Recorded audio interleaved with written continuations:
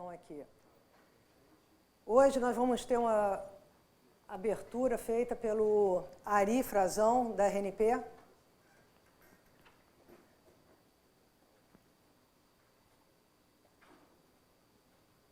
Bem-vindo, Ari. Obrigado, Marita. Bom dia a todos. Com satisfação, né, que eu faço aqui essa abertura. A Marita convidou para fazer essa abertura do segundo dia de trabalho aqui das palestras nossas, que tem bastante rico. Ontem tivemos palestras muito interessantes. Hoje também, né, a nossa programação está muitíssimo interessante. E para nós é uma satisfação da RNP poder participar de eventos como esse. Eu e Grisende, que é o meu diretor, a gente sai fazendo verdadeiras caravanas pelo país, né, participando de todos os workshops para os quais somos convidados. Pelo menos a gente tenta sempre, a menos quando é problema de agenda muito sério, mas quando não vai a gente escala outras pessoas para ir, porque a gente valoriza muito, né? E Grisende, ele está presente sempre em boa parte deles. Por quê? Porque a gente acredita muito em momentos como esse, a gente acredita que isso aqui não é só momento, né, de as pessoas terem mais conhecimento, mas é momento de troca, é momento de você interagir, de conhecer o seu vizinho, né, de saber das dores dele e saber como ele resolveu alguns problemas que você pode estar enfrentando naquele momento. Então é isso, para nós é uma riqueza muito grande, né, e uma satisfação estar aqui. Eu desejo a todos um bom dia e vamos aproveitar. Obrigado, gente. Valeu, obrigado. Lembrando que nós estamos no Centro Brasileiro de Pesquisas Físicas e com o nosso parceiro, a Rede Nacional de Pesquisa. Vou lembrar também que o nosso sistema de perguntas e respostas é o Slido, através da web sli.do. Essa apresentação agora vai ser #WTR001. Quem quiser interagir conosco, por favor. Agora vamos começar com a primeira apresentação. A gente fez um bloco mais de pesquisa nesse primeiro bloco. Infraestrutura definida por software, desafios e perspectivas no contexto de redes acadêmicas. Quem vai palestrar é Pedro Diniz, do POP RJ. Bem-vindo. Aqui foi só? Ou só o microfone? Só aqui. Bom dia a todos, pessoal. Bom, como a Marita falou, né, meu nome é Pedro Diniz. Eu acredito que muitos de vocês talvez me conheçam já, talvez de outras oportunidades, né? Até o ano passado, eu atuava na Rede Rio e no projeto Rede Comep Rio. E, a partir de agora, de 2019, eu passei a integrar a equipe do POP RJ junto do Luiz Eduardo e da Beatriz, né, da equipe técnica do POP RJ. A apresentação de hoje, então, vai discutir um pouquinho, apresentar para vocês um tema de pesquisa denominado Infraestrutura Definida por Software, os desafios e as perspectivas no contexto das redes acadêmicas, né? Nesse caso, esse é um projeto de P&D dentro da RNP, e a ideia é apresentar um pouquinho para vocês o que é o tema e como é que isso tem sido abordado dentro da RNP.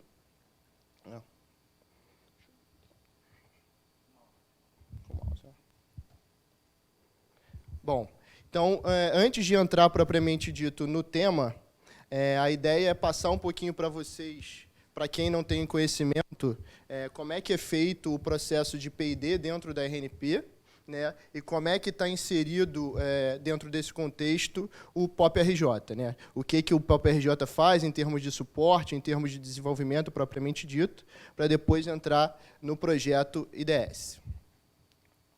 Bom, então, como é que funciona o âmbito de pesquisa e desenvolvimento dentro do contexto do POP RJ, né? Primeiro, antes de entrar nessa abordagem do POP, eu queria mostrar para vocês como é que funciona, basicamente, para vocês terem uma visão geral do processo de P&D dentro da RNP, né? Basicamente, a gente pode enxergar de duas maneiras distintas, né? Duas abordagens distintas e complementares principais entre si.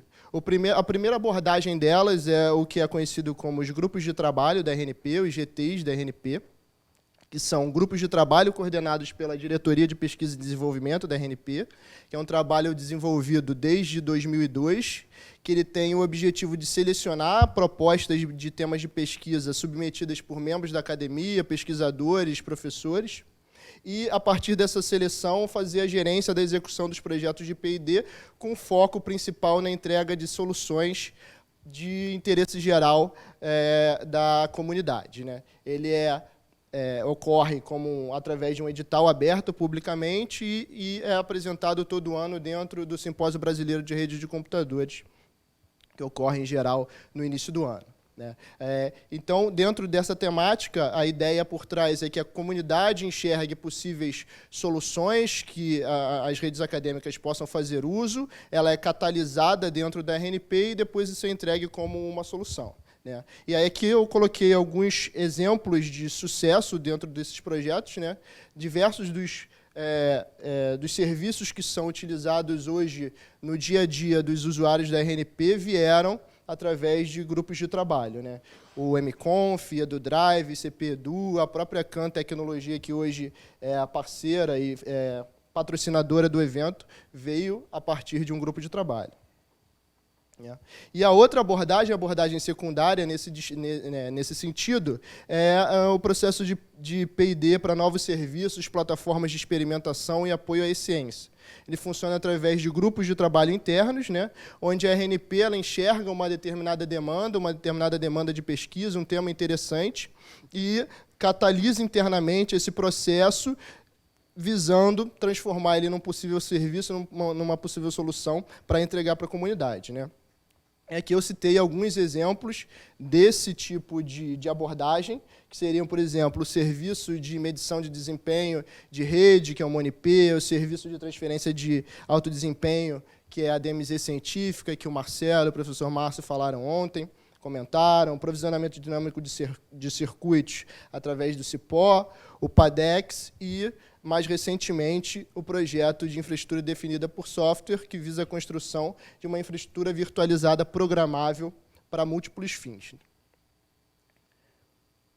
Bom, e aí agora como é que funciona dentro do âmbito do POP-RJ essa visão de pesquisa e desenvolvimento, né?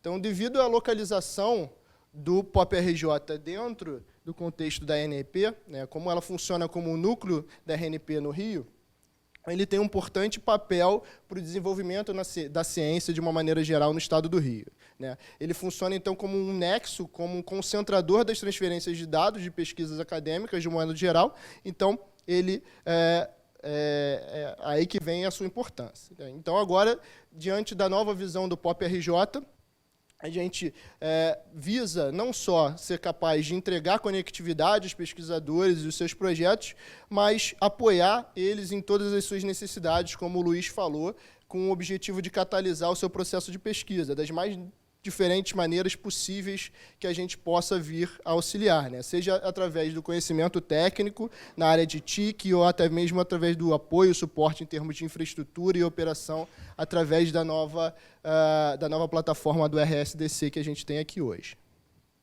né? Então, como é que são as abordagens de P&D que a gente enxerga hoje dentro do POP-RJ, né? A gente tem, em princípio, enxerga de duas formas diferentes. A primeira delas é o apoio, o suporte a serviços avançados da RNP e seus parceiros, como o caso da Rede Rio, por exemplo, onde diversos projetos de pesquisa que fazem uso da infraestrutura do POP-RJ chegam até nós e a gente apoia em projetos de engenharia de uma maneira geral. E a gente tem diversos temas que a gente apoia nesse sentido, seja, por exemplo, né, para transferência massiva de dados ou para supercomputação, por exemplo. E aí aqui, só para ilustrar para vocês esse caso, eu citei aqui, apresento a vocês dois projetos recentes que a gente tem trabalhado nos últimos 2, 3 meses, que mostram para vocês esses projetos de engenharia para o apoio a serviços avançados de P&D no POP, né? O primeiro deles é o apoio ao evento de supercomputação de 2019, né, que é uma parceria de projeto entre o RapGrid, o Grid de Computação da UERJ, a Rede Rio e a RNP, onde a gente procurou construir uma infraestrutura desde o POP-RJ, passando através da infraestrutura da Rede Metropolitana do Rio, até chegar ao Grid de Computação da UERJ, garantindo 10 gigabits para que eles possam fazer as transferências, e em parceria com a engenharia da RNP e parceiros internacionais, a gente garantisse o máximo de capacidade disponível para que a gente conseguisse sair do Brasil e alcançar os Estados Unidos, onde vai ocorrer o evento, né?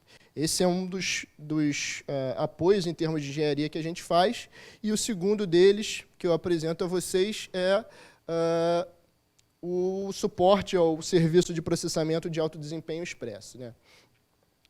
Para quem não tem conhecimento, recentemente a gente fez, através de uma parceria da RNP, junto da Rede Comep, da Rede Rio, fez uma parceria para fazer o upgrade, a atualização do link entre Rio de Janeiro e Petrópolis, passando de um link anteriormente de 3 gigabits por segundo para um novo link de 10 gigabits por segundo, onde, sobre esse antigo link de 3 gigabits por segundo, era executado o PADEX, que fazia conexão entre Campinas, no Laboratório Nacional de Luz Síncroton, e o LNCC, né, conectando a DMZ científica que ocorre entre os dois em cada uma dessas pontas, né. E aí a gente fez, então, a atualização de toda essa infraestrutura, todo o projeto em cima dela, testagem, homologação desse serviço, para agora a gente conseguir entregar 5 gigabits por segundo entre esses dois pontos, para que o LNLS seja capaz de utilizar, na maior performance possível, a arquitetura do Santos Dumont, né, do supercomputador. E, como segunda abordagem, a gente visa participar diretamente no desenvolvimento de novos serviços, né? Não só apoiar em termos de projetos de engenharia, mas participar no desenvolvimento do novo serviço, né? Então, o primeiro deles, atualmente, a gente trabalha em 2 serviços diferentes, né? O primeiro deles é o MoniP. Para quem não conhece, o MoniP é um serviço de monitoramento de desempenho de rede, em que mede a qualidade fim a fim da rede para a pesquisa colaborativa. Ele avalia diversas métricas, como atraso, perda, vazão, e tem um módulo adicional que é utilizado internamente a RNP pela equipe de engenharia e operação de rede para fazer a homologação de novos circuitos. Então, quando a RNP contrata um novo circuito de uma operadora para conectar desde o POP até a sua rede local, ele, antes de permitir que o cliente faça uso, ele passa por um processo de homologação de circuitos internos à própria RNP para garantir que está tudo ocorrendo na mais perfeita ordem, né? Esse desenvolvimento ele é baseado na ferramenta Personar, que é uma infraestrutura internacional para homologação, para teste de desempenho de uma maneira geral de rede, e, atualmente, a gente tem como foco principal de desenvolvimento o suporte à homologação de circuitos de até 10 gigabits por segundo. Anteriormente, essa ferramenta só tinha suporte até 1 gigabit por segundo, ela utilizava uma infraestrutura virtualizada compartilhada entre diversos outros serviços da RNP, e aí agora o foco é automatizar e otimizar o uso dessa infraestrutura para dar suporte até 10 gigabits. Então, em princípio, o desenvolvimento principal parte da equipe do POP de Santa Catarina, em conjunto com o Departamento de Pesquisa e Desenvolvimento da RNP, né? E, atualmente, o POP ele, acaba como participante em termos de validação, homologação da ferramenta para que ela entre em produção efetivamente, né? Isso ocorre em parceria também com a equipe do POP de Minas.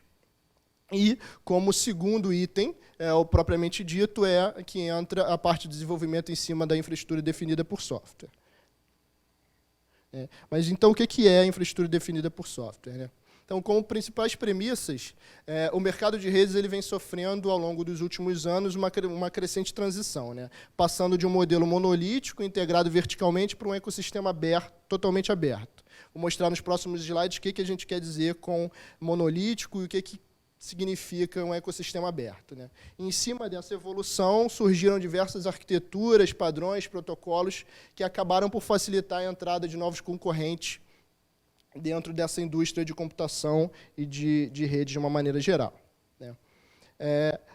Isso a gente, antes de entrar propriamente dito na evolução do modelo de redes que a gente tem atualmente, a gente faz um paralelo, uma analogia, para a gente entender de maneira mais fácil entre o que ocorreu com o modelo de computação na década de 80 e na década de 90, onde a gente tinha aquela arquitetura baseada em mainframes, onde a gente tinha um conjunto de hardware fechado, proprietário, especializado, construído exclusivamente por aquele fornecedor, com um conjunto de sistema operacional especializado e aplicações específicas para aquele sistema.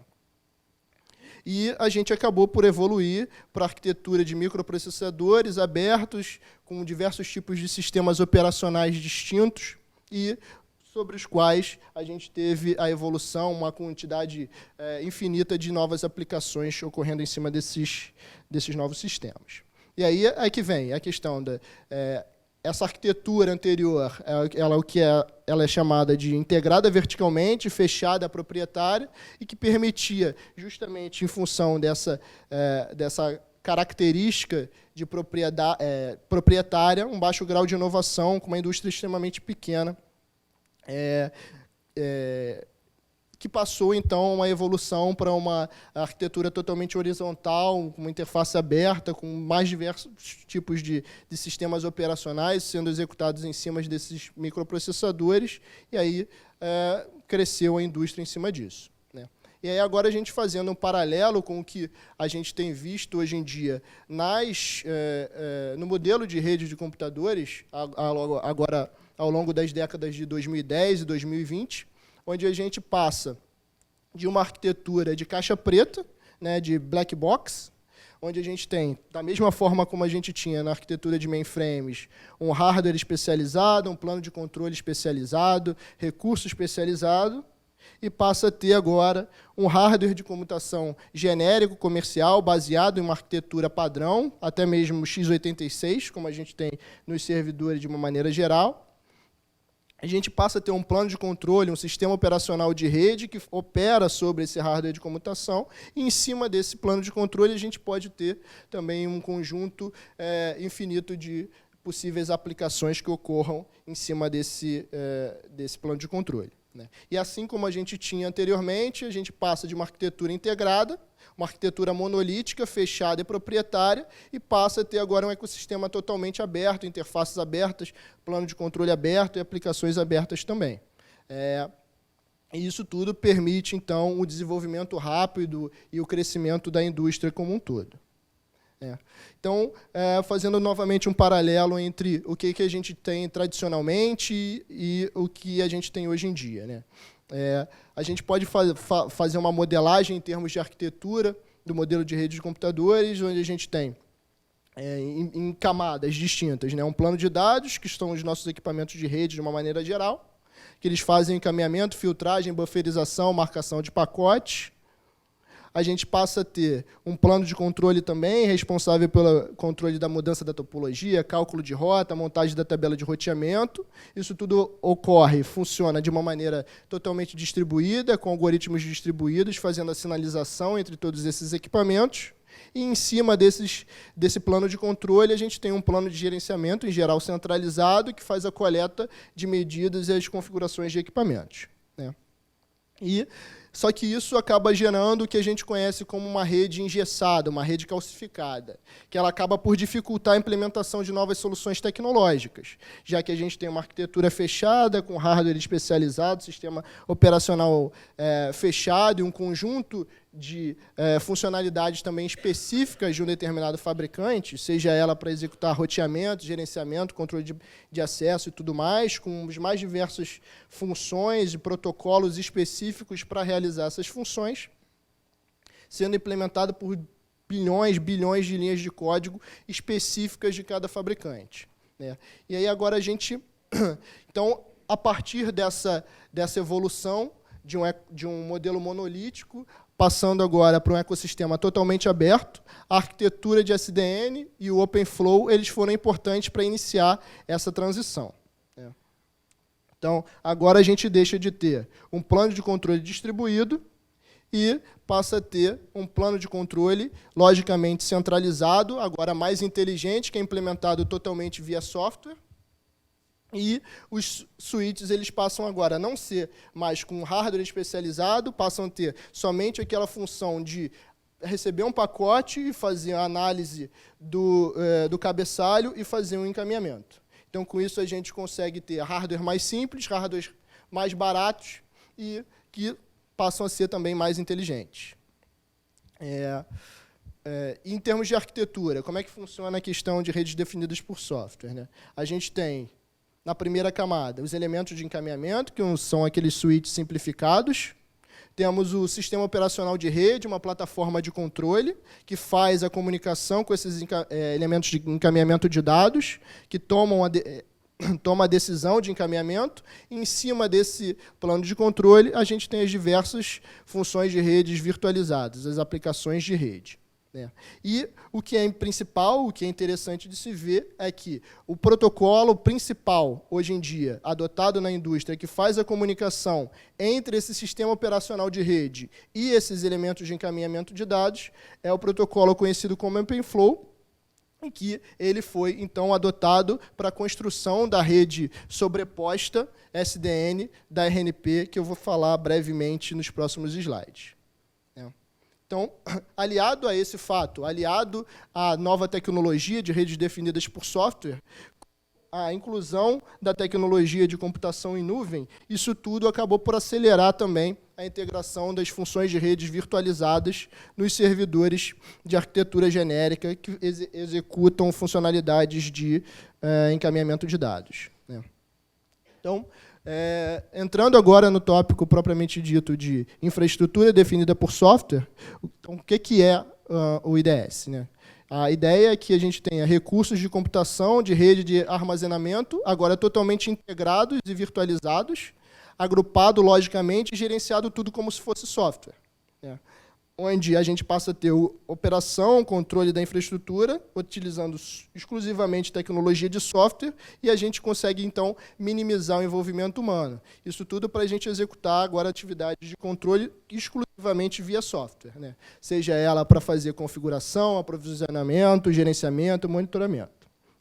Então, agora, essa tecnologia de infraestrutura definida por software, ela se baseia em 3 pilares distintos, que são o armazenamento definido por software, a rede definida por software, como o principal, que faz a conexão entre essas 3 entidades, que inclui a computação definida por software também. Então, entrando no contexto da RNP, para a RNP, então, como um provedor de serviço de rede, então, adotar esse ecossistema aberto requer esforços para que a gente seja capaz de identificar a combinação de componentes, sejam eles componentes de hardware ou componentes de software, mais adequada para cada tipo de demanda, produto ou serviço que vai ser desenvolvido e oferecido. Então, aqui a gente só ilustrou alguns dos componentes principais de software que a gente usa atualmente dentro do projeto IDS na RNP. Né? Então, enxergando essa necessidade de se identificar essa combinação de componentes, a RNP criou lá em 2015 um projeto que hoje é denominado como IDS, como Infraestrutura Definida por Software, que tem como principais objetivos fazer o acompanhamento dos desdobramentos dessas novas tecnologias de SDN, NFV e nuvem, como que isso pode ser adotado dentro da RNP. E, com isso, ele pode integrar projetos que já existem para possibilitar um serviço com maior autonomia e maior programabilidade também. Então, agora entrando especificamente no projeto de infraestrutura definida por software dentro da RNP, ele é um projeto, como eu falei anteriormente, que já tem 5 anos, né, que teve o início em 2015 e tiveram algumas fases distintas, baseando-se, ao longo desses anos, no foco no desenvolvimento em alguma especificidade. Né. No início, ele teve o foco no estudo das redes definidas por software, o estudo do OpenFlow, como é que isso poderia ser, de alguma forma, implantado dentro da RNP. Depois de ter sido feita essa análise, a primeira aquisição de equipamentos e a instalação, foi feito, então, um estudo de como é que isso tudo poderia ser orquestrado e como é que as tecnologias de nuvem poderiam ser agregadas a todo esse ecossistema. E depois disso ter sido desenvolvido um sistema de orquestração baseado em SDN e tecnologia de nuvem, agora um foco no provisionamento dos serviços e dos recursos propriamente ditos para os usuários finais, agora utilizando tecnologia de containers e Kubernetes e até mesmo o provisionamento do servidor físico para uma determinada funcionalidade específica. Então, qual é a ideia principal do projeto IDS dentro da RNP, né? A ideia é a gente ter uma infraestrutura física e programável, que é composta de uma rede definida por software, sobreposta ao backbone da RNP. O backbone da RNP que recebe o nome de rede IP, e sobre essa rede a gente tem a rede SDN Overlay, e operando em conjunto dessa rede, a gente tem uma nuvem de borda distribuída a nível nacional, hoje em dia operando em 13 POPs distintos, né? E para fazer o controle e a orquestração de toda essa infraestrutura, a gente tem uma plataforma de orquestração que se baseia na integração de diversas soluções para automação e orquestração, né? Então, por que surgiu esse projeto? Ele visa, então, suportar as aplicações existentes e os serviços para o foco de adoção de tecnologias de nuvem, né, e permitir adotar novas metodologias, processos de validação, teste, aprovisionamento de novas tecnologias de um modo geral, né. Através do aprovisionamento de recursos de rede, computação distribuídos, para criação, configuração, monitoramento de recursos de rede, processamento, armazenamento, tudo isso de forma integrada, automatizada e programável. Hoje, esse projeto ele é constituído por essa equipe, que eu apresento a vocês, né, que é sob a coordenação do professor José Ferreira Rezende, da COP UFRJ, hoje cedido para a RNP, para o desenvolvimento desse projeto e alguns outros. O Gustavo Dias, que é da DPD, executa a parte de coordenação administrativa, e o Marco Schwartz a parte de coordenação técnica do projeto.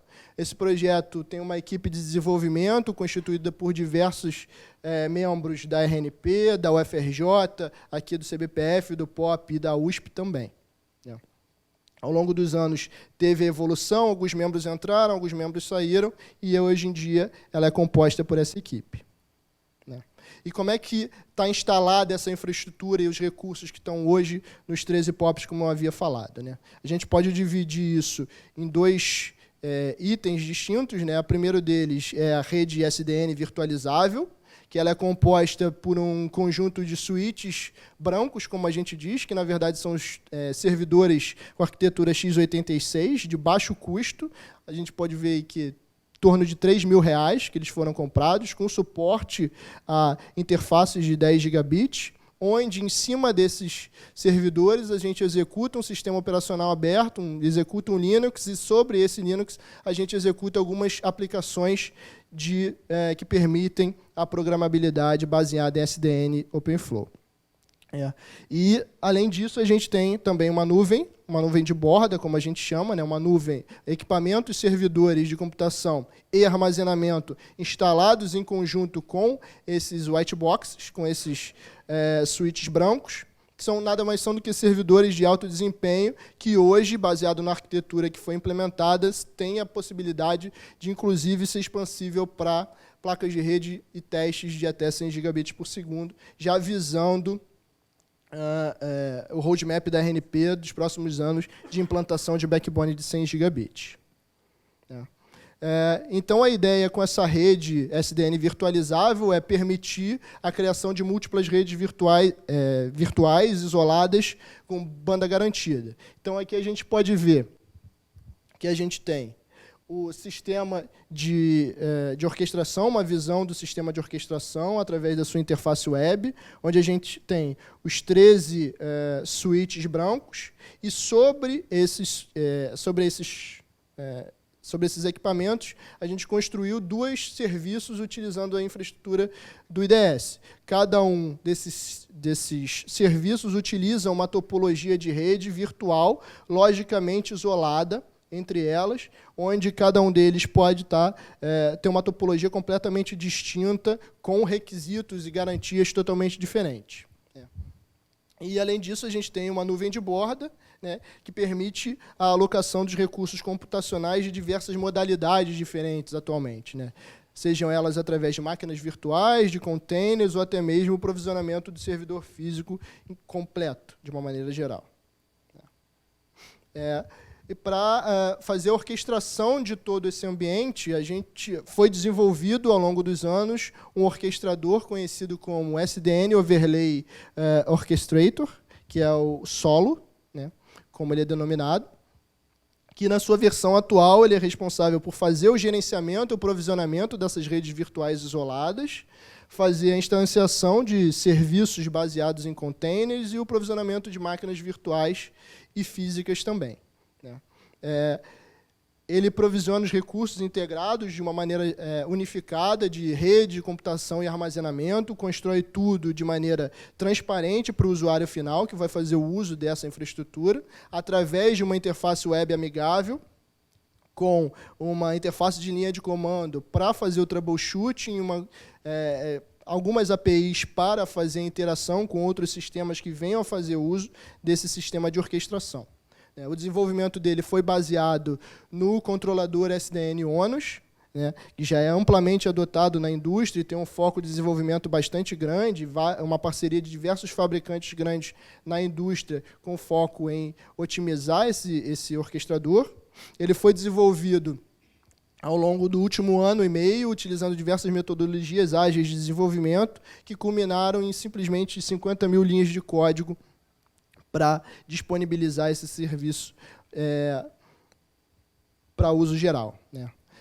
Esse serviço foi desenvolvido em cima do ONOS e foi integrado com diversos orquestradores de recursos específicos pré-existentes. Por exemplo, para redes virtuais, a gente adotou o OpenVSuite, que faz a emulação de redes SDN. Para containers, a gente adotou o Docker e o Kubernetes, e para provisionamento de bare metal e VMs, a ferramenta conhecida como Metal as a Service, que é uma ferramenta desenvolvida pela Canonical e distribuída por ela também.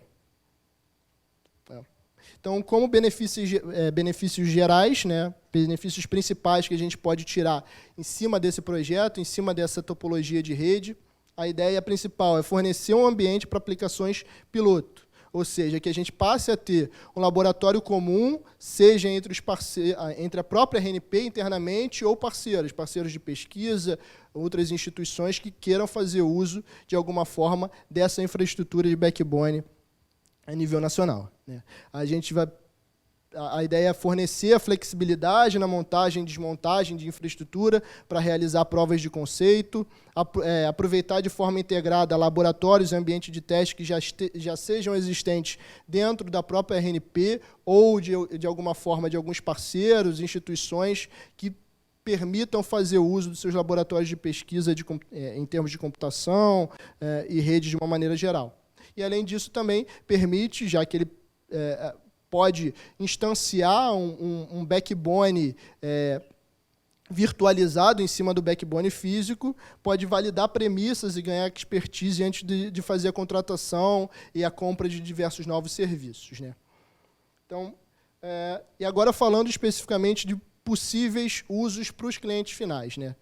A gente tem um conhecimento de que os gestores de TI das instituições, de uma maneira geral, enfrentam diversos problemas no seu dia a dia, seja através de falta de recursos, de uma infraestrutura adequada, carência de colaborador, carência de equipe capacitada tecnicamente, né. Então, isso tudo acaba por levar a não ser possível implantar serviço local de TI da maneira mais adequada, sempre levando as melhores práticas em jogo. Então, a ideia em cima do IDS é permitir o atendimento do cliente baseado em um modelo de virtualização de funções de rede, né, onde a gente vai ter um cardápio de serviços prontos e pré-configurados, seguindo sempre as melhores práticas que estejam a um clique do cliente. Então, a ideia é que a gente tenha uma plataforma web que disponibilize para o cliente final um conjunto de serviços e funções de redes virtualizadas, como, por exemplo, o servidor DNS, por exemplo. Então, hoje em dia, para que uma instituição consiga implantar dentro da sua infraestrutura um serviço de DNS, por exemplo, isso exige diversos passos e uma interação humana bastante grande, o que pode levar a diversos problemas. Vai desde a abertura de chamado no Service Desk, solicitação de subalocação de zona, você provisionar um equipamento físico, instalar todas as dependências e a aplicação necessária, configurar tudo, homologar, testar, até que você consiga disponibilizar isso para o seu usuário final, né? E a ideia, então, com o IDS é você bypassar todos esses problemas, simplificar a implantação e a operação dessa infraestrutura, já que agora a gente vai passar a ter funções de redes virtualizadas, disponibilizadas através de um portal web, onde o usuário vai entrar nesse portal, vai solicitar um serviço. Por exemplo, solicitei um DNS, já vai estar tudo pré-configurado, instanciado virtualmente dentro da sua instituição, onde o gestor de TI vai ter simplesmente que fazer o preenchimento de um formulário, por exemplo, para disponibilizar externamente um serviço web que ele queira fazer uso. Então, isso com foco principal em instituições que têm esse tipo de problema, que não têm capacidade técnica para disponibilização de serviços internos, né? E aí a gente tem um conjunto de outros serviços que podem fazer uso dessa mesma tecnologia, como serviços de segurança, por exemplo, serviços de encaminhamento de dados de uma maneira geral, né? E aí agora, para finalizar, né, como atividades principais em andamento hoje, a gente tem as melhorias principais na arquitetura, arquitetura do solo, automação, segurança, suporte a múltiplos usuários para fazer uso de toda essa infraestrutura, e também evoluir nos serviços avançados que façam uso dessa ferramenta, dessa infraestrutura disponibilizada, né? Como o Luiz falou ontem, a gente tem também dentro do POP, em parceria, um projeto de fazer a adoção de técnicas de aprendizagem de máquina e ciência de dados para fazer a análise de fluxos de dados, para otimizar a operação, identificação preditiva de falhas, por exemplo, fazer análise de fluxo de dados para identificar intrusão, por exemplo, isso tudo integrado dentro dessa infraestrutura, né? Fazer a adoção de maneira generalizada do modelo de funções de redes virtualizadas, utilizando a tecnologia de containers e sendo capazes de entregar até o desempenho de 10 gigabits, que é o que a gente tem atualmente entregando para os clientes finais, né? E como item final, né, fazer o uso do POP como uma nuvem de borda, né? Implantar uma nuvem utilizando a tecnologia de OpenStack, né, que é uma tecnologia de virtualização de máquinas e de containers também, com uma arquitetura de alta disponibilidade, com foco principal em demandas internas de TI que a gente tem nos POPs e de serviços de uma maneira geral, né? Então, é isso que eu queria apresentar para vocês. Eu agradeço a oportunidade e estou aberto a perguntas. Obrigado, Pedro. Temos perguntas? Temos perguntas? Já que ninguém fez pergunta pelo Slido, existe alguém interessado em fazer uma pergunta agora? Não, você fica lá. Olá, Pedro. Parabéns pela apresentação. A gente conversou lá no passado recente sobre SDN e tal, no início de nossas conversas sobre isso na ANP, e ao mesmo tempo surgiu o PADEX. Eu sugeri que a gente pudesse fazer já a aplicação, o serviço PADEX já baseado em SDN, sabe? Uhum. Isso, pelo que eu entendi, ainda não avançou. Eu pergunto, ainda faz sentido isso ainda ou não? Entendeu? Nós temos um primeiro serviço, no caso SDN, no caso PADEX, já em SDN, sabe? Pelo menos para configurar a rota, entendeu? E aí tem elementos de redes envolvidos, né? Uhum. Não são brancos, mas não sei se há possibilidade, porque algumas marcas têm a possibilidade de você já também traz, né, infraestrutura que possa usá-lo em redes SDN. Né? Uhum. E a pergunta que eu faço é, faz sentido isso ou não? Nós devemos esquecer que o PADEX pode ser um primeiro serviço, né, de rede de alto desempenho em SDN? Sim, acho que faz sentido. É uma possibilidade. Eu não sei se isso a gente já havia pensado, não sei se o Jefferson poderia me complementar nessa resposta, né?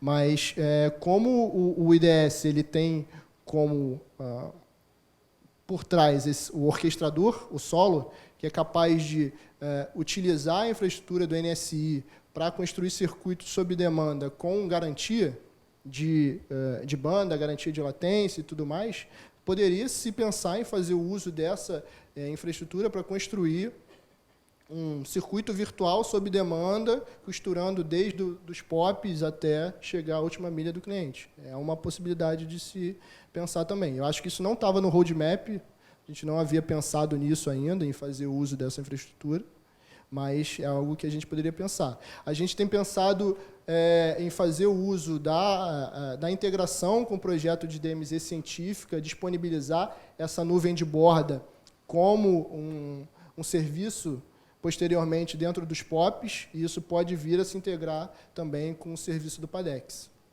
Construir dentro dessa nuvem, dentro desses servidores de alto desempenho, um DTN, que é o servidor que faz a transferência de dados, dentro do POP, costurar entre os POPs que fazem uso desse serviço e integrar ele junto ao PADEX também é uma possibilidade. Lembrando que nós, RNP, né, já usamos SDN nas nossas conexões internacionais com os Estados Unidos. Na configuração, a gestão do serviço, né, e a configuração dele está em SDN hoje. Né? Mas eu sinto falta de já termos serviços dentro, né, nacionais, né? E o PADEX envolve o POP, envolve o LNCC, envolve o CBPF, né?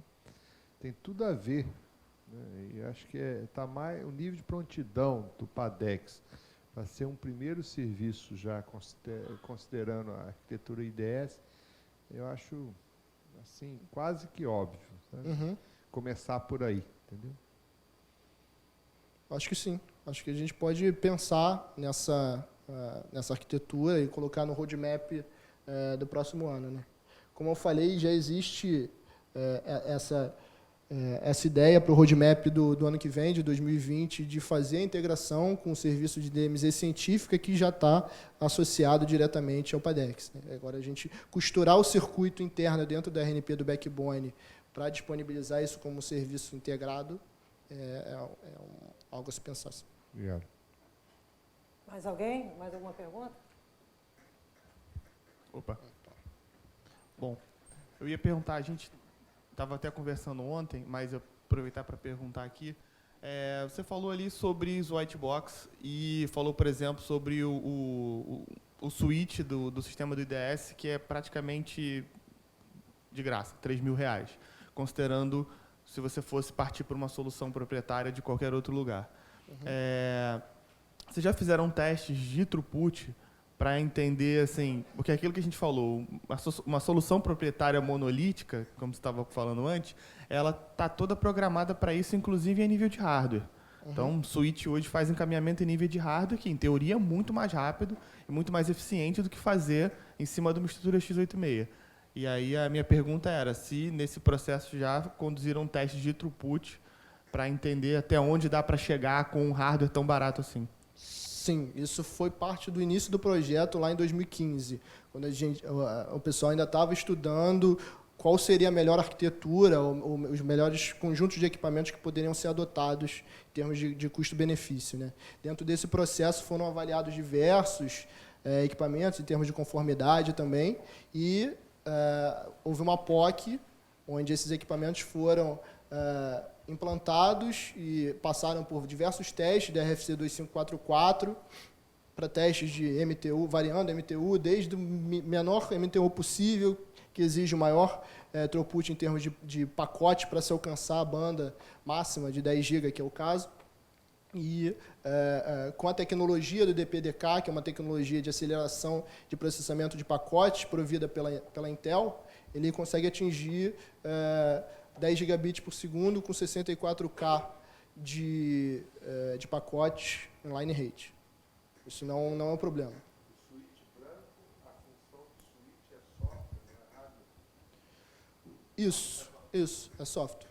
Ele tem uma caixa, arquitetura tradicional, x86, onde em cima dele a gente coloca genérico qualquer. Ele tem uma cara de switch, né, porque tem várias... Uma white box, não um switch box. É uma caixa branca e a função do switch entra como software. Como software, isso. Deixa eu botar aqui de novo.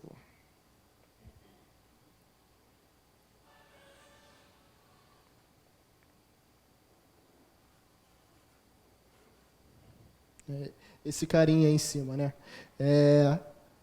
Aqui a gente pode ver que ele tem uma memória DDR3, tem um processador Intel x86 tradicional, tem duas fontes redundantes, e um conjunto aqui de, acho que 6 portas de 1 GB e 2 portas, ou 4, não me lembro bem, de 10 GB. Né? Em cima desse cara a gente instala um Linux, no caso hoje em dia é implementado usando o Ubuntu, e em cima desse cara a gente implanta uma aplicação chamada OpenVSwitch, que executa essas funcionalidades de SDN virtualizado.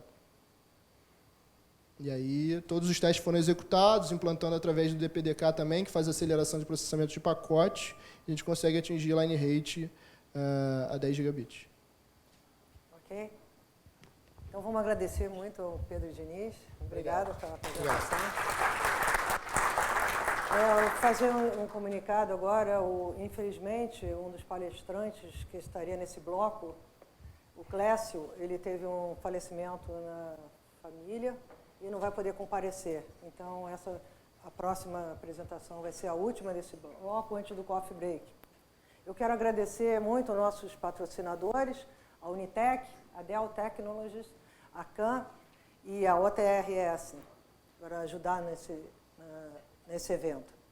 Agora nós vamos ter uma palestra da nova geração de pesquisadores do Centro Brasileiro de Pesquisas Físicas, Ulisses Barres, que ele tem um projeto que tem um equipamento dentro do Rio Science Data Center. Aplicações, o CBPF na iniciativa do Open Universe das Nações Unidas. Obrigada, Inês. Tudo certo aqui? Deixa eu listar esse. Perfeito. Ok, então bom dia a todos. Obrigado, Marita, pelo convite para falar nesse evento. Eu acho que é bastante oportuno. Eu não sou de tecnologia de redes, eu, na verdade, sou só um usuário final da tecnologia de redes.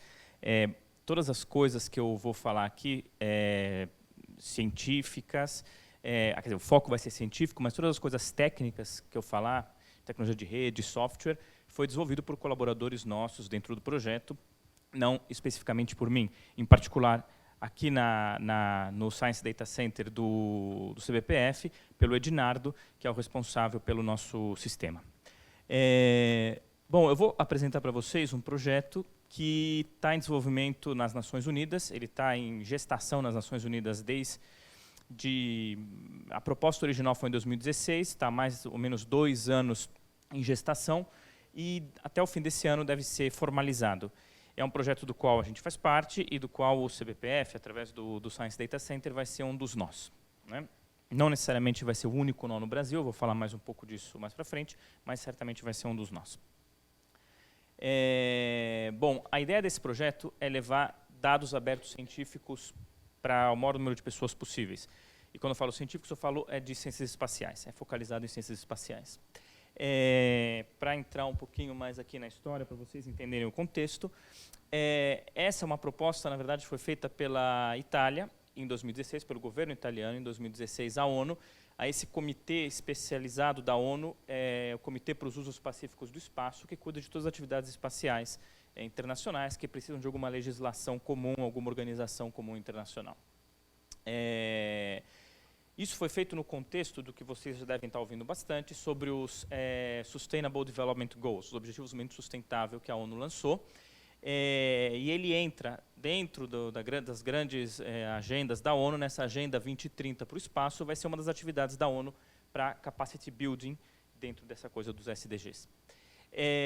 Logo que esse projeto foi proposto pela Itália, o proponente principal era o diretor de dados da Agência Espacial Italiana, Paolo Giomi, que era um colaborador meu, que é um colaborador meu científico, e então o Brasil, através do CBPF, através da gente, começou a participar da coisa desde o início, e a gente está envolvido nisso desde o começo. Então o Brasil é um cofundador da iniciativa.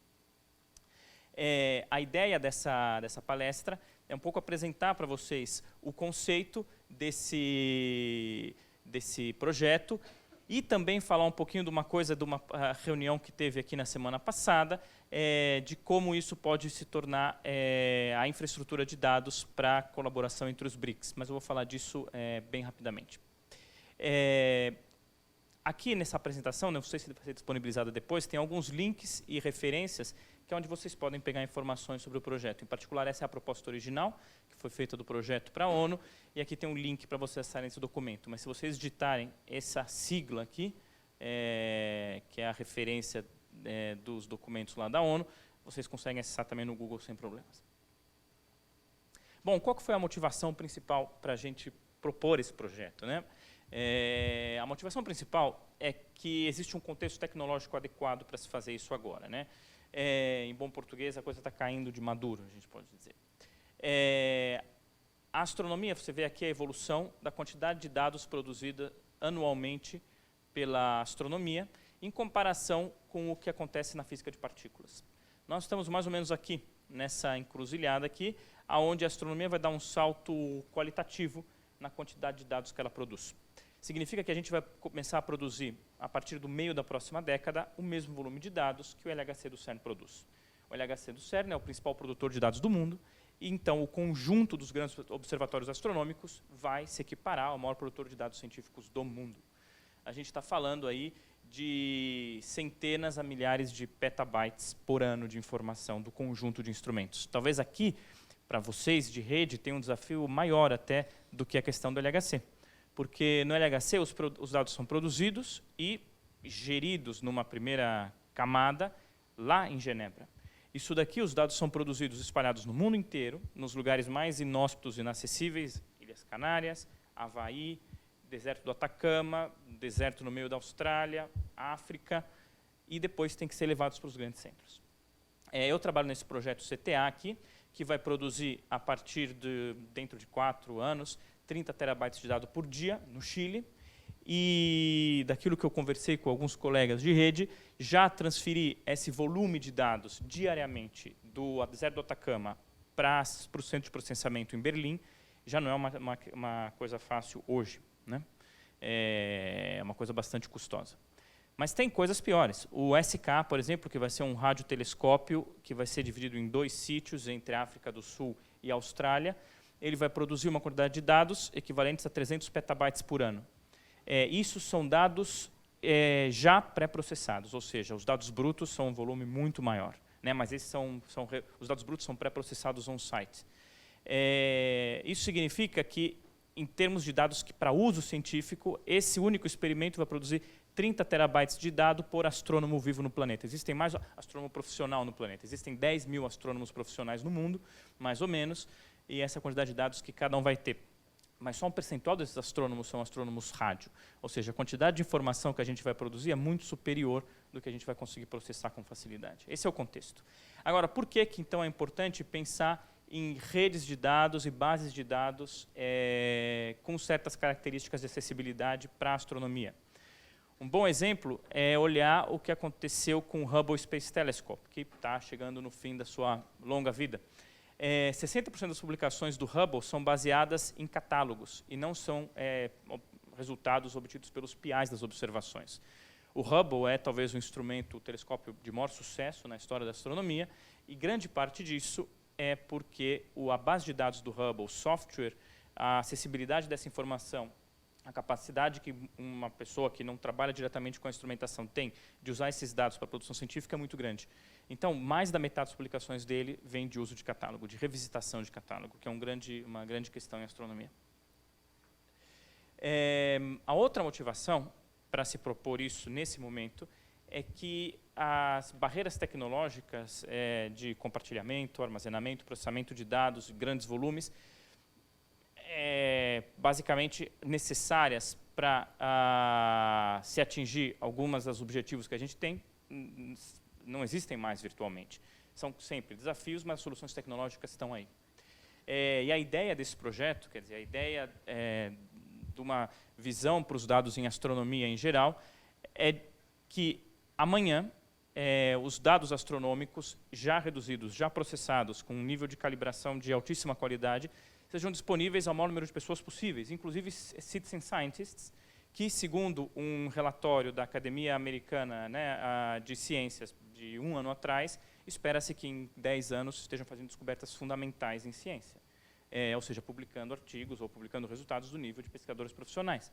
Porque os dados estando disponíveis, fica mais fácil alguém que saiba mexer em computador, fazer coisas com dados, descobrir novos resultados. Então, isso é uma previsão que a Academia Americana de Ciências tem e que a gente tem que estimular, né? A ciência tem que se tornar cada vez mais parte da cultura e do cotidiano das pessoas, e abrir os dados e tornar esses dados acessíveis e utilizáveis é parte disso. O que significa isso, então, em termos dos objetivos do projeto e dos objetivos que a ONU tem para o desenvolvimento sustentável? Significa que, dentro dessa linha de evolução histórica, onde, no começo, o que estava disponível eram os dados brutos, a informação bruta das observações, através de coisas lá nos anos 80, não muito amigáveis, digamos assim, quer dizer, uma coisa para especialistas, para os 100 especialistas de cada área que deveriam existir na época. Essa evolução, a ideia é chegar no nível em que você tem toda a informação de último nível astronômica destilada na web e acessível, facilmente integrável, utilizável, com plataformas e aplicativos fáceis e úteis, de maneira que o conhecimento seja diretamente acessível às pessoas e ao maior número de pesquisadores possíveis. Isso é muito importante quando você pensa em desenvolvimento, porque uma coisa hoje os dados são disponíveis. Você pega lá os dados do Hubble são muito bem tratados, mas os dados de praticamente todos os grandes instrumentos astronômicos são disponíveis. Mas se você tentar usar eles, você vai ver que você vai precisar passar alguns anos se especializando naquela instrumentação para de fato poder usar os dados. Ou seja, quando a gente pensa no impacto que esses dados têm no desenvolvimento da astronomia ou da ciência em outros países, acaba sendo mínimo. E, de fato, desde o início da expansão da astronomia espacial, depois da corrida espacial nos anos 60, 70, poucos países, que não aqueles países que dominam tecnologia de satélites, usam dados de satélite para a ciência de maneira avançada. Né? Uma coisa é você estar em Munique, onde tem 4 grandes centros de pesquisa astronômica, 4 grandes centros de pesquisa astronômica entre os maiores do mundo, e você querer usar dados de radioastronomia, você tem no teu corredor 2 ou 3 colegas que podem colaborar isso com você.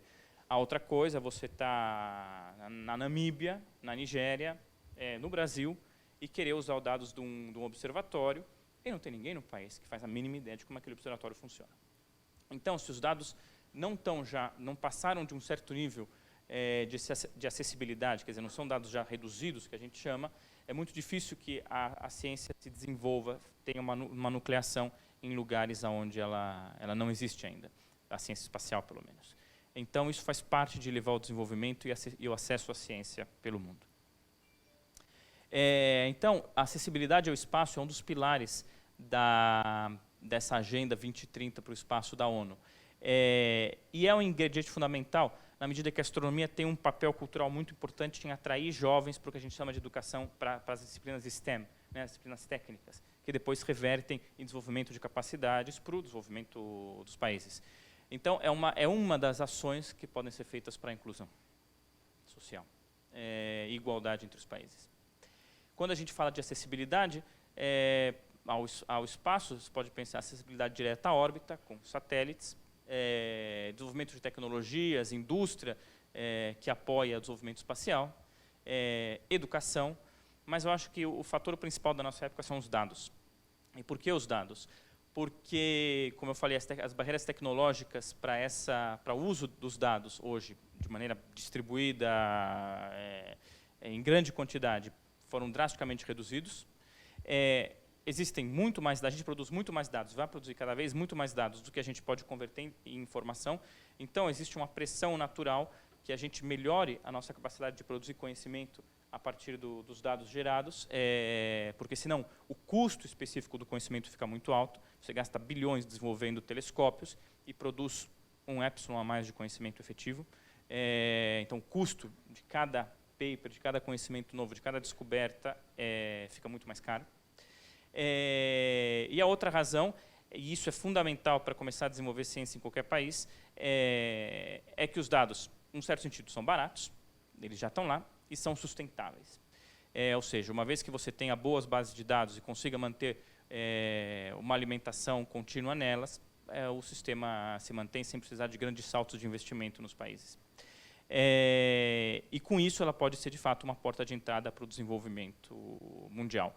Eu sempre gosto de fazer o exemplo do desenvolvimento da ciência no Brasil, que começou com a ciência de raios cósmicos. A física no Brasil começou com raios cósmicos, assim como a física na União Soviética começou com raios cósmicos, assim como a física no Japão do pós-guerra começou com raios cósmicos, porque era a tecnologia mais barata disponível para se fazer ciência de fronteira. Nos anos 30, 40, a tecnologia de raios cósmicos sempre foi muito barato desenvolver os detetores. E com ela você podia fazer ciência de altíssimo nível. Descobriam-se as partículas elementares que hoje são estudadas no CERN através dos raios cósmicos naquela época, quando a coisa estava começando. Então, os dados hoje fazem esse paralelo. São a forma barata e sustentável de se fazer pesquisa de ponta. Porque você não desenvolve ciência dando o país condições de repetir o que já foi feito.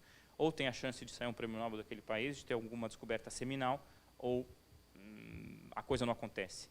Vocês vão falar, mas o Brasil se desenvolveu cientificamente, teve um prêmio Nobel. Bom, na verdade, o César Lattes fez a descoberta, o César Lattes que fundou esse instituto, que depois deu origem ao CNPq, fez uma descoberta que ganhou um prêmio Nobel. Só quem ganhou foi o chefe dele no laboratório da Inglaterra. E se ele não tivesse esse nível de expoente, muita coisa não aconteceria, inclusive essa casa, eu acho. Então, é muito fundamental que a gente dê as condições para a ciência de verdade nos países. E acessibilidade aos dados é fundamental para isso. Dentro do contexto geral da ONU, esse projeto se insere em tentar responder ao SDG 4, que é educação de qualidade. Só uma nota. Então, basicamente, quais são os pilares do projeto, da iniciativa? Os pilares são, primeiro, aumentar a transparência, ou seja, fazer com que os dados sejam mais acessíveis e mais utilizáveis pelas pessoas. Existem muitas iniciativas para isso, por exemplo, existem os princípios FAIR, que apareceram aí há alguns anos e um pouco dirigem as diretrizes de qualidade de dados.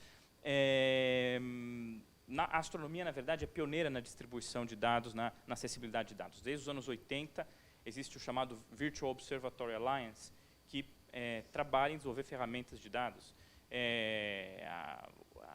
O formato FITS para distribuição de imagens foi criado pela astronomia em 1974 e ainda é considerado hoje um dos melhores protocolos de distribuição de imagens e informação.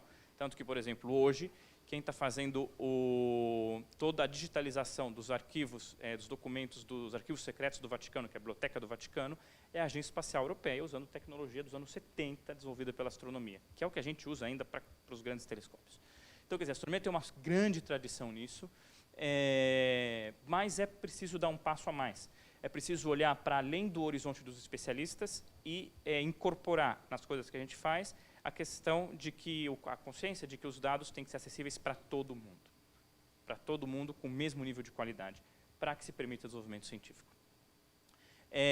Uma outra coisa importante é um trabalho de trazer dados à tona, dados que estão perdidos aí. Quando a gente fala dos grandes telescópios, os dados são todos acessíveis, mas os grandes telescópios são talvez, sei lá, 15% do volume de dados produzidos em astronomia no mundo.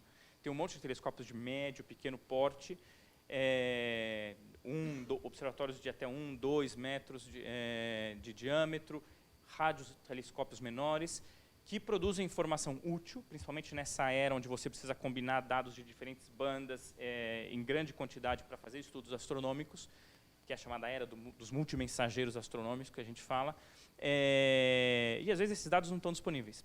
Então, facilitar que esses dados venham à tona é uma coisa importante e ajudar que as instituições, ou países, grupos, que produzam dados, mas não têm condições de colocá-los disponíveis na internet, possam fazer isso. Sobre esse contexto, é um projeto que a gente está fazendo com um grupo de colaboradores russos e chineses, que montaram primeiro uma rede integrada dos BRICS de telescópios, a gente está desenvolvendo isso agora. Basicamente, eles administram uma coisa entre 60 e 70 telescópios espalhados pelo mundo inteiro, mas esses telescópios estão em condições muito diferentes, tanto técnicas quanto de desenvolvimento local. Então, trazer esses dados à tona é um desafio, e a gente vai um pouco tentar fazer isso nessa escala restrita. Como? A gente está elaborando, junto com o pessoal da Agência Espacial Europeia na Itália, containers Dockers, que permitem automaticamente, ou seja, sem necessidade do pessoal local saber nada sobre o assunto, converter os dados para o formato VO, que aí de modo a integrar com os protocolos de dados de todos os observatórios do mundo, os grandes observatórios, e manter um servidor em Docker, para o cara poder criar um servidor e distribuir os dados dele compatível com VO numa máquina, sem precisar saber fazer praticamente nada para instalar esse servidor e manter esse servidor. Então, a ideia é usar tecnologias avançadas de dados para facilitar isso. E tem um grupo forte, principalmente na Agência Espacial Italiana, pensando em soluções como essa para ajudar a publicação de dados. Ou seja, não só o uso, mas também a publicação. E é claro que eu falei, se você faz esse tipo de coisa, você aumenta a base de usuários. E claro que isso tem que ser acompanhado de workshops, de formação de pessoas, escolas, etc., etc.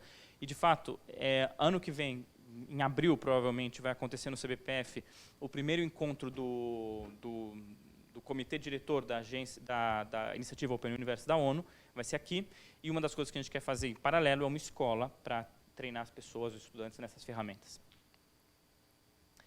Isso é um pouquinho só para vocês terem uma ideia de o que vai ser a estrutura, porque isso é relevante para o trabalho que a gente faz no CBPF.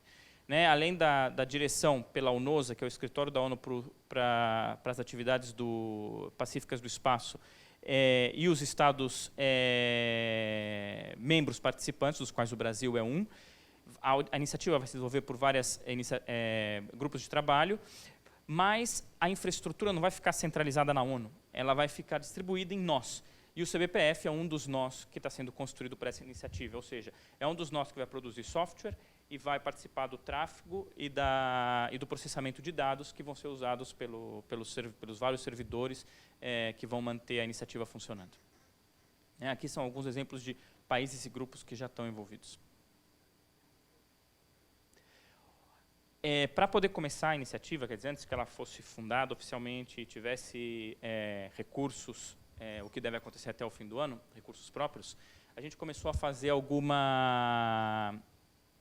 desenvolvimento.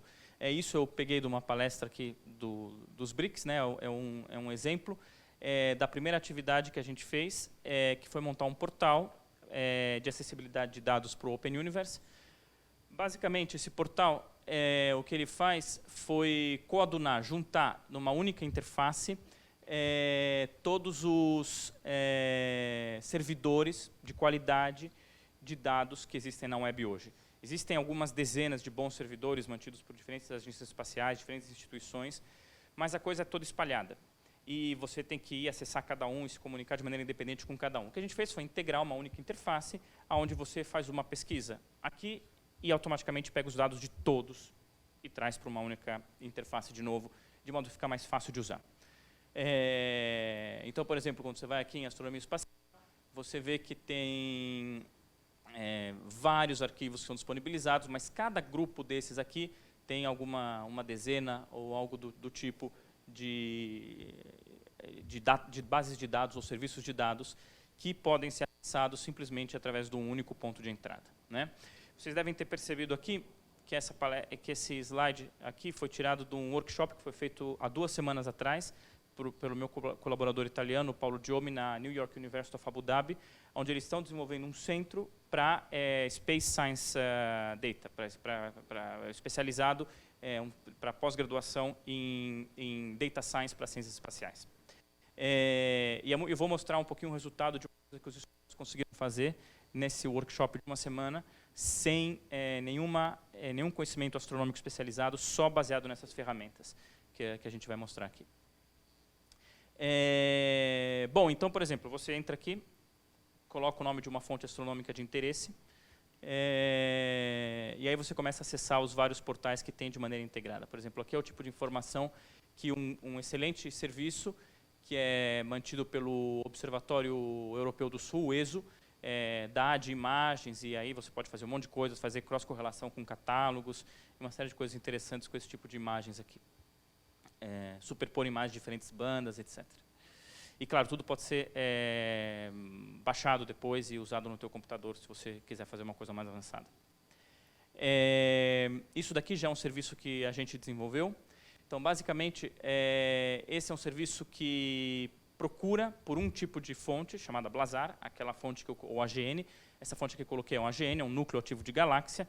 Basicamente, é uma galáxia que tem um buraco negro central supermassivo, que está acretando matéria e aí produz radiação em todas as bandas do espectro eletromagnético. É o tipo de fonte que você precisa de uma quantidade intensiva de dados para estudar, né? Então, como exemplo, é essa ferramenta que a gente criou, que ela faz, uma vez que você pede os dados sobre esse cara, ele procura em todos os servidores disponíveis na web, que sejam conformes aos protocolos de dados do Virtual Observatory, as informações, os dados sobre essa fonte. E esse gráfico aqui que vocês veem é um plot do fluxo de energia emitido pela fonte, por esse buraco negro central da galáxia, contra a frequência de observação. Aqui tem dados desde os raios X até os raios gama. Ou seja, para compor um gráfico como esse, tem alguma coisa como entre 10 e 20 telescópios envolvidos na composição, né, nas observações disso, e que estão espalhados pelo mundo inteiro, e que se essa informação não estiver disponível de maneira já reduzida, levaria muito tempo para fazer um plot como esse, né? Vocês veem aqui que tem umas faixas verticais, quer dizer, cada ponto de observação é de fato um ponto, mas tem umas faixas verticais. Isso significa que a fonte varia no tempo. Então, esse gráfico aqui provavelmente tem dados não só de 1 ou 2 dezenas de observatórios, como também compõe observações que podem ser tão antigas quanto 10, 20 anos. Então, quer dizer, é muito importante a astronomia ter essa capacidade de armazenar e combinar os dados. Então, vocês veem aqui que o fluxo, tipicamente para essas fontes, né, ele sobe, ele vai ficando cada vez mais intenso conforme você sai das ondas de rádio de alta frequência para baixa frequência. Essa é a região do ótico, você vê aqui que tem uma região de pico aqui, que é característica na emissão. Normalmente a fonte tem um outburst, explosões nessa área, mas também tem uma composição da galáxia, das estrelas da galáxia. Essa é a zona do raio-x, que é muito variável, como vocês podem ver, e aqui a região da emissão gama. Então, basicamente, o que essa ferramenta faz, ela pega esse nome, compara com os diferentes catálogos, né, pega a coordenada disso, compara com os diferentes catálogos, que esse objeto tem um nome diferente em cada telescópio que observa, em cada banda, e procura por todas as contrapartidas possíveis nas outras bandas desse cara e chama os dados dele para cá. É claro, pode ter algum pouco de ruído, pode ter uma contrapartida errada? Pode. Para objetos famosos, não. Para objetos pouco conhecidos, sim.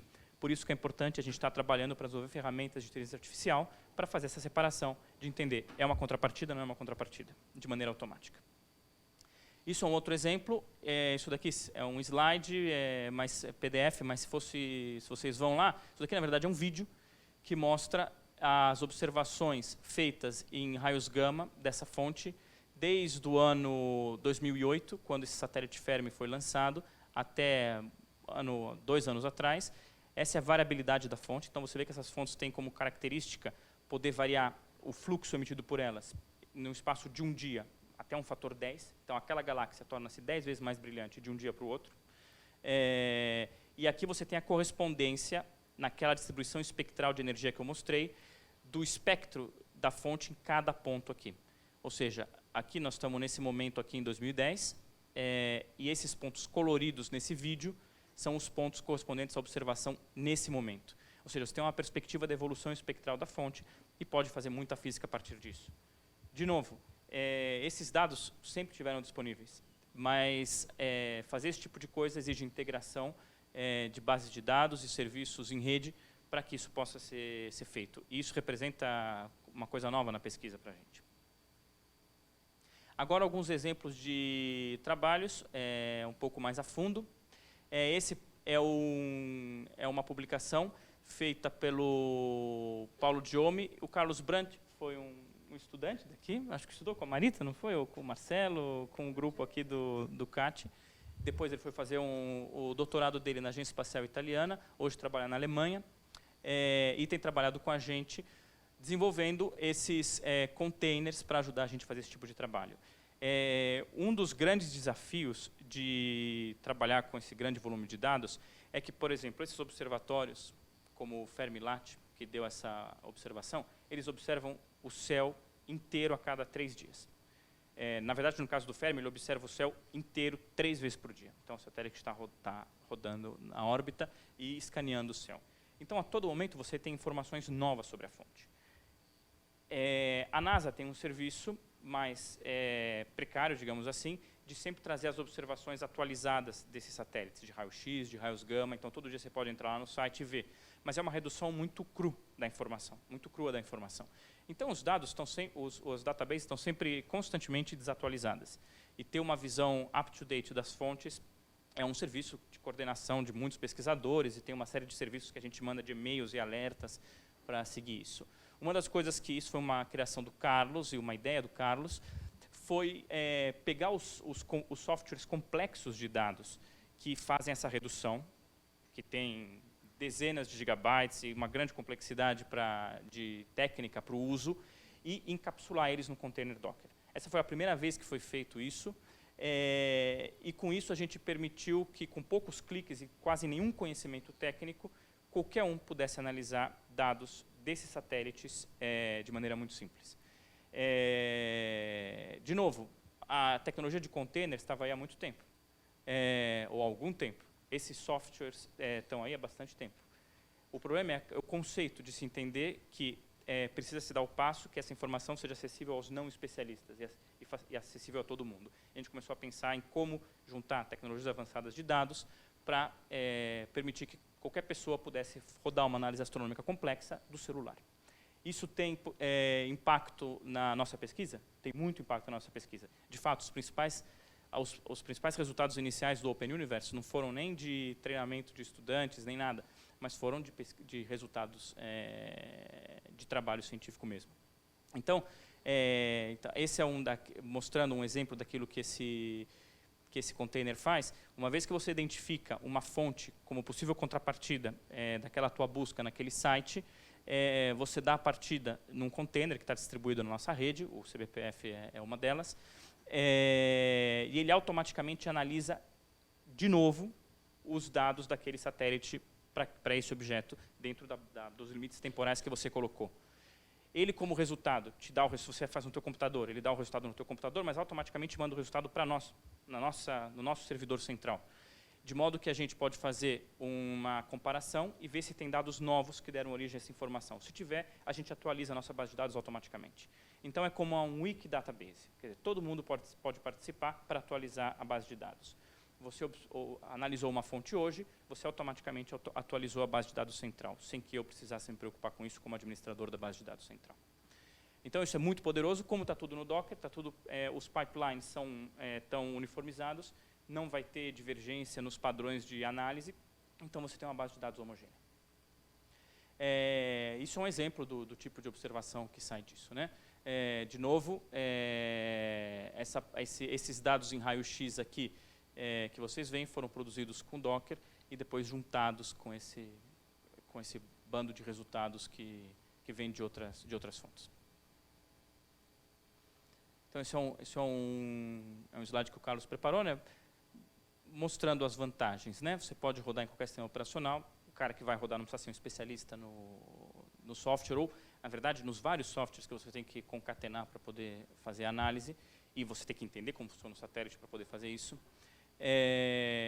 A gente consegue, com isso, ter um acesso aos dados de baixo nível automático, porque o Docker vai lá e pega os dados para você sem você se preocupar. Toda essa pipeline de análise complexa do RIASoft está incluída lá, que não é uma coisa trivial. A gente faz uma série de quality checks internos e os resultados depois ficam disponíveis para todo mundo. Né? Essa aplicação chama Swift Deep Sky.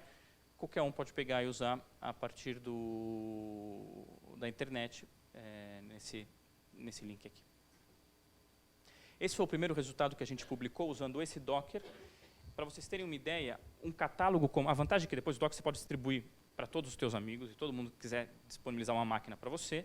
e eles só apertam um clique e fazem a análise sem precisar não tem problema nenhum, quer dizer, não custa nada.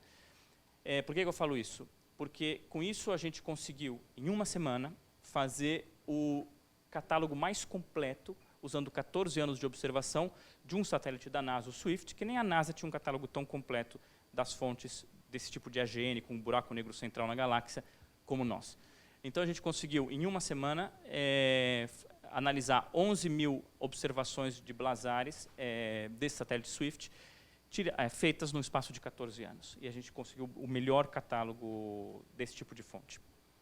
Isso, em princípio, qualquer um poderia fazer. Uma vez que a ferramenta é desenvolvida, é muito fácil, você não precisa de nenhum conhecimento especializado para fazer.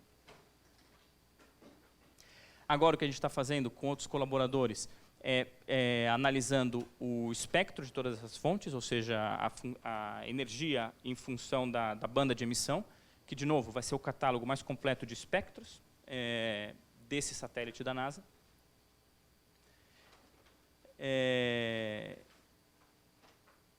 E, de novo, aqui, esse gráfico é só para mostrar o tipo de variabilidade dessas fontes. Aqui são 3 fontes diferentes dessa mesma natureza, Markarian 421, Markarian 501 e PG 1553. Então, vocês veem que os dados vão lá até 2004 e a variabilidade dessas fontes é imensa. Então, vai ser pela primeira vez, a gente vai ter um catálogo completo dos espectros dessas fontes para todas as fontes observadas por esse satélite em 14 anos. Ninguém tinha feito isso. Por que ninguém tinha feito isso? Porque você fazer sozinho isso dá um baita trabalho. Agora, quando você encapsula num Docker esse software complexo e distribui para um monte de gente, em uma semana você consegue fazer sem problema. 5 minutos, tá bom.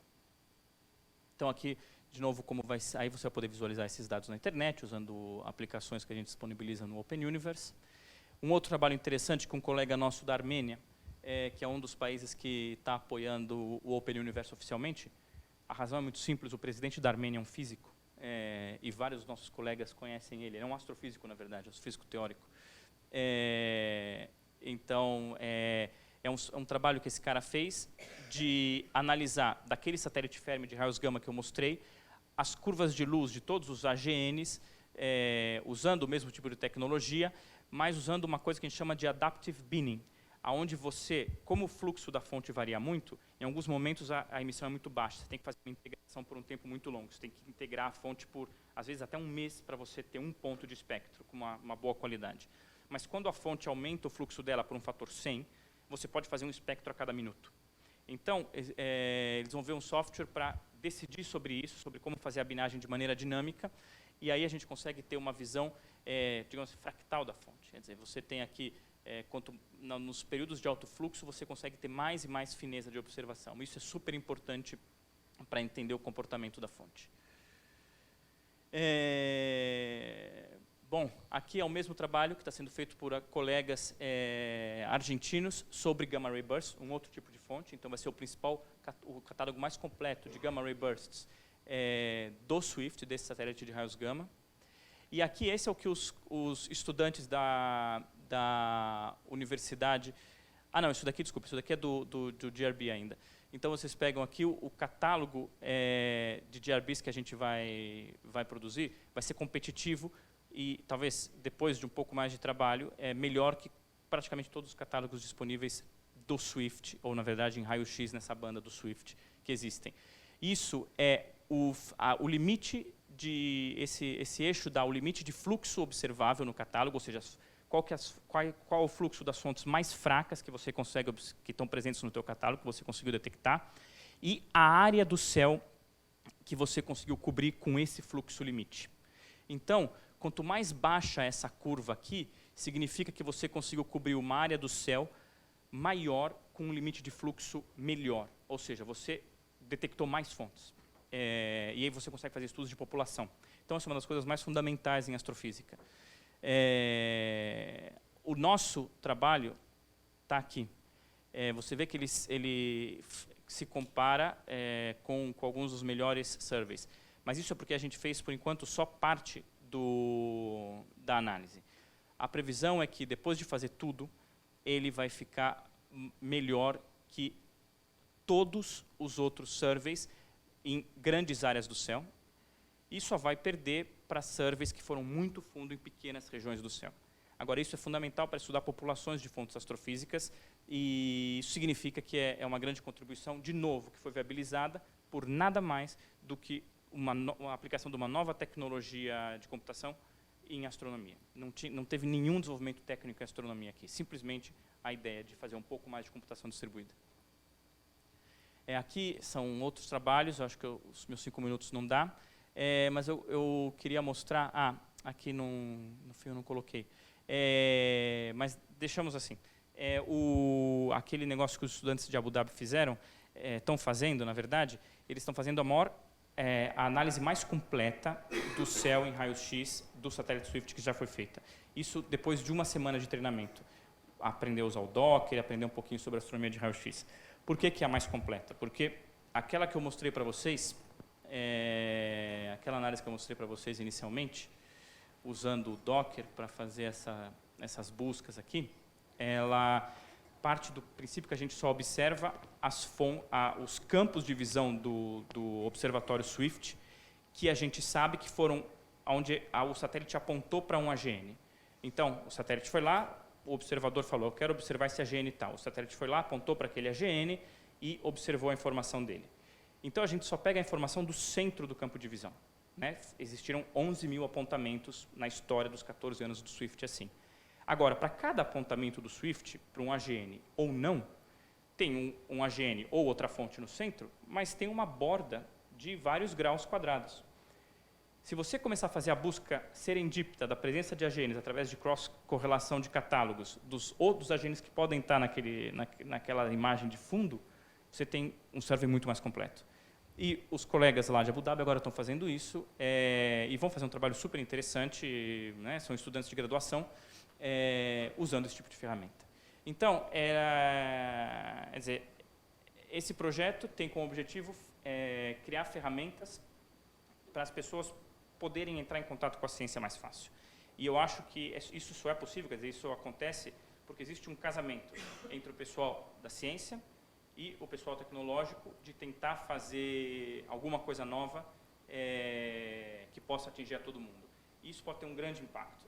Então, fico muito contente de poder apresentar esse projeto para vocês, que vocês sabem que isso está acontecendo aqui no CBPF, e se existirem outros modos que a gente pode colaborar, outras ideias, seria muito interessante. O Open Uni vai ser um projeto oficialmente apoiado pelo governo brasileiro. Né? O governo brasileiro tem um acordo com a ONU sobre o desenvolvimento desse projeto. Então, é uma coisa que a gente pode levar adiante contando com apoio governamental. Obrigado. Poxa, muito obrigada, Ulisses. Muito importante a sua palestra para ver esse elo entre a ciência e a tecnologia aqui dentro. Né? E estamos contentes de estar colaborando com o Rio Science Data Center, com o seu projeto. Obrigada. Alguma pergunta, já que no slide não tem nenhuma? Por favor. E depois, se der tempo, tem uma pergunta para o Pedro, que veio pelo slide. Tudo bom? Obrigado pela apresentação. E a minha primeira pergunta seria sobre, eu não vi ali na frente o James Webb, eu não vi, ou não vai participar. Então, o James Webb não está em operação ainda, né? Ele vai ser o sucessor do Hubble. Eu acho que o James Webb deve ser lançado, já devia ter sido lançado, foi atrasado, já vai ser lançado no ano que vem, né? 21, 21. 21, então daqui a 2 anos. Se o James Webb vai participar do projeto, a gente trabalha com dados abertos. Então, assim como o Hubble, os dados do James Webb vão ser abertos. Então, a ideia é usar esses dados da maneira mais criativa possível. É interessante observar que hoje, por exemplo, os satélites da NASA, eles têm que disponibilizar os dados imediatamente. Ou seja, o Swift fez uma observação agora, amanhã, ou em algumas horas, dependendo do tempo de processamento, os dados têm que estar disponíveis para todo mundo. Não existe mais PI time para a NASA. Isso foi uma requisição do Congresso para continuar mantendo os fundos científicos da NASA. Então, quer dizer, tem um movimento muito forte de os dados serem totalmente abertos. Agora, dados abertos não reduzidos, 5 pessoas que conseguem usar, 5 pessoas, mas, a gente precisa levar esses dados já reduzidos, usar software e tecnologia de dados para tornar esses dados realmente utilizáveis por todo mundo. Né? Essa é a ideia. Mais uma pergunta? Parabéns, professor, pela apresentação. Embora não seja algo da nossa área, conseguiu prender a atenção de todos nós aqui, né? E é interessante também porque a gente que está aqui nesse mundo de redes, nessa camada aqui, nesse submundo, muitas vezes, né, a gente não faz ideia do que é que está por cima e que aplicações e potencial que a gente tem, né, de contribuir, né, para a ciência. Mas, assim, da sua apresentação, você citou muito en passant a questão de IA, e eu fiquei curioso por entender um pouco mais disso. Ou seja, qual o potencial que a IA tem de, começando ela mesma, né, a fazer consultas a essas bases, a fazer descobertas que o próprio homem não seria capaz de fazê-lo? Tem alguma coisa sobre isso? Eu tenho um exemplo muito concreto que foi feito em conjunto, um trabalho que está sendo feito em conjunto. A gente agora vai começar a escrever o artigo com o Clécio, que infelizmente não está aqui, aí ele poderia falar, né, porque ele é o especialista em IA. Eu não sei nada sobre Docker, não sei nada sobre IA, mas eu sei sobre astrofísica, então a gente faz as parcerias. Por exemplo, um dos problemas é que esses AGNs que eu falei, eles têm várias classes. Várias classes significa que tem diferenças físicas fundamentais no modo como esse buraco negro no centro da galáxia atua. E quando você observa uma fonte, não é muito fácil classificar ela, né? Claro, depois você faz muitas medidas, tem todo aquele espectro, né, do rádio aos raios gama completo e faz uma série de estudos, você consegue classificar a fonte e, através de estudos de população, entender quais são as características fundamentais que diferenciam esses tipos de AGNs. Um trabalho que a gente está fazendo com o Clécio é de classificação automática de AGNs. Então, a gente joga todos esses dados que a gente tem e, para isso, é fundamental ter bases de dados abertas de qualidade, porque a gente usou no trabalho com o Clécio 5.000 AGNs, observados durante mais de uma década em todas as bandas. Então, sem esse trabalho preliminar de conectar bases de dados e permitir usar essa informação de maneira rápida, é impossível fazer um trabalho desse para treinar a rede. Então, o que a gente fez foi pedir para a rede classificar entre essas diferentes famílias, né? A gente treinou a rede nisso, e, de fato, o resultado foi que, acho que foi o primeiro resultado da literatura, ninguém tinha feito isso, não porque não existiam pessoas capazes de fazer isso, mas porque não existiam grupos que tinham esse volume de dados disponíveis para eles, né? Essa é a coisa importante.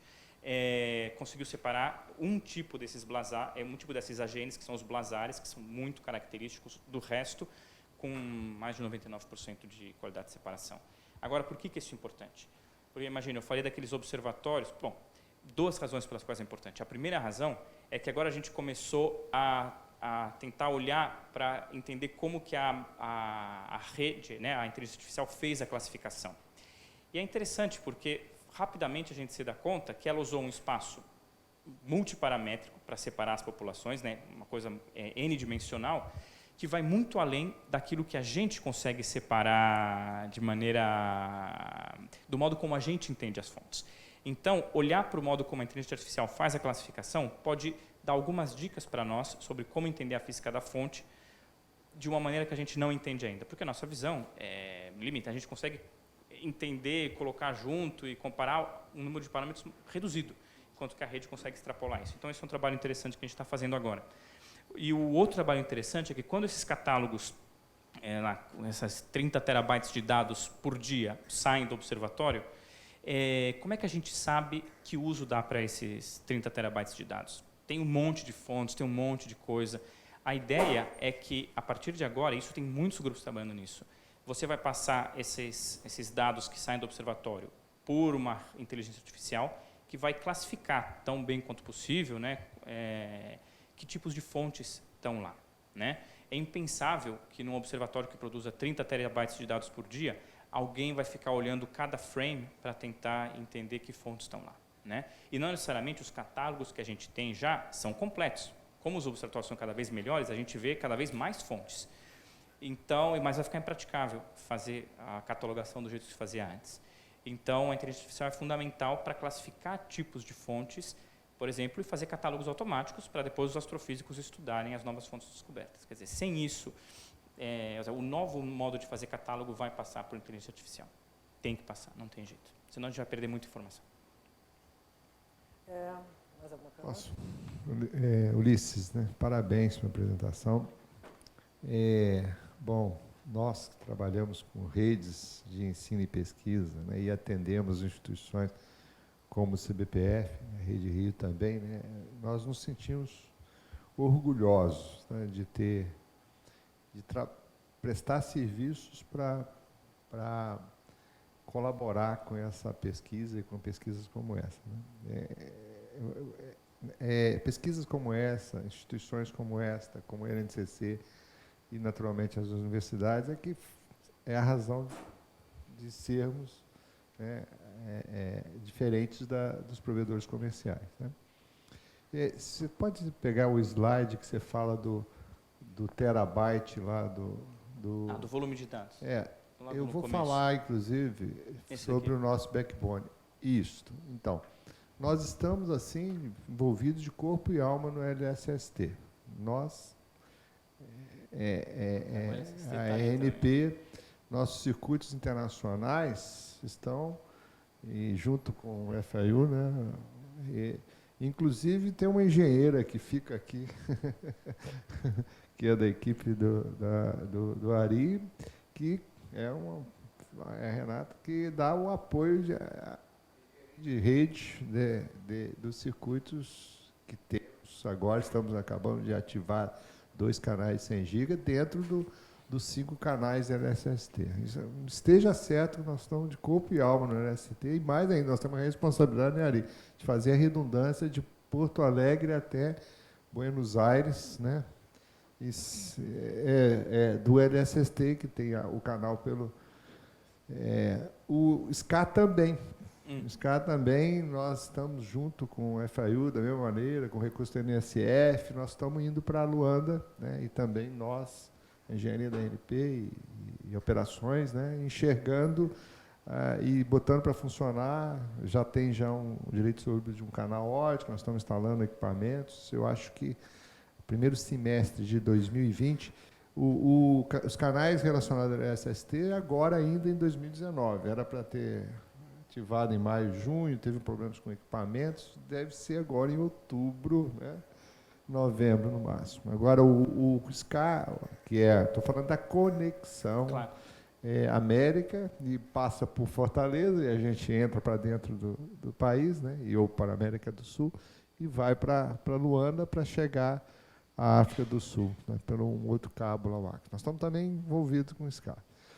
E olha, é muita pretensão dizer, mas o 15 petabyte, o 300 me assustou um pouco, mas o 15 petabyte, mas eu fiz um cálculo aqui, por ano, nós não medimos por ano, nós medimos por bit por segundo, ou megabit por segundo, ou gigabit por segundo. O nosso problema é por segundo, porque nossa resposta porque impacta no meio de transmissão.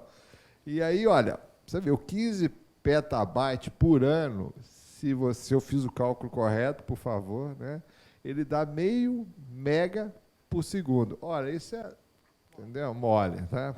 Mas tem que observar que esses são os dados já reduzidos. Eu não sei que nível de dados vocês vão transmitir. Mas a LSST que eu entendi, ele está sendo reduzido lá no Chile para poder levar. Porque, então, só quero dizer o seguinte, o problema, e você falou muito bem, né? O problema, primeiro, é transformar isso os dados em conhecimento, né? E parece que esse é o grande problema. Eu acho que o segundo grande problema é armazenar isso. E nós não estamos, né, ainda endereçando esse tipo de problema. É possível. Nossa transmissão, tá? Deixando você confortável.